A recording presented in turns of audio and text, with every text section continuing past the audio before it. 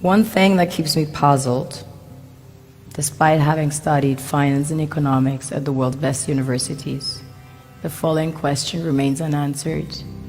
Why is it that 5,000 units of our currency is worth 1 unit of your currency, where we are the ones with the actual gold reserves? It's quite evident that the aid is in fact not coming from the West to Africa, but from Africa to the Western world. The Western world depends on Africa in every possible way, since alternative resources are scarce out here. So how does the West ensure that the free aid keeps coming? By systematically destabilizing the wealthiest African nations and their systems, and all that backed by huge PR campaigns, leaving the entire world under the impression that Africa is poor and dying and merely surviving on the mercy of the West. Well done, Oxfam, UNICEF, Red Cross, Life Aid, and all the other organizations that continuously run multi-million-dollar advertisement campaigns depicting charity porn to sustain that image of Africa globally.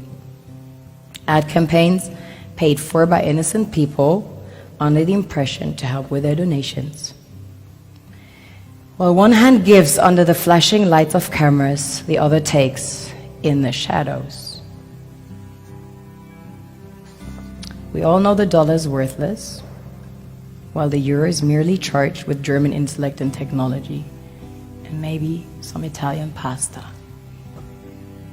How can one expect donations from nations that have so little? It's super sweet of you to come with your colored paper in exchange for our gold and diamonds. But instead, you should come empty-handed, filled with integrity and honor. We want to share with you our wealth and invite you to share with us.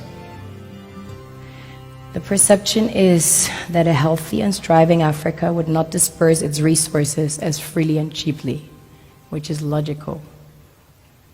Of course, it would instead sell its resources at world market prices, which in turn would destabilize and weaken Western economies, established on the post-colonial free meal system. Last year, the IMF reports that 6 out of 10 of the world's fastest growing economies are in Africa, measured by their GDP growth. The French Treasury, for example, is receiving about $500 billion year in, year out. Foreign exchange reserves from African countries based on colonial debt they forced them to pay. Former French President Jacques Chirac stated in an interview recently that we have to be honest and acknowledge that a big part of the money in our banks comes precisely from the exploitation of the African continent.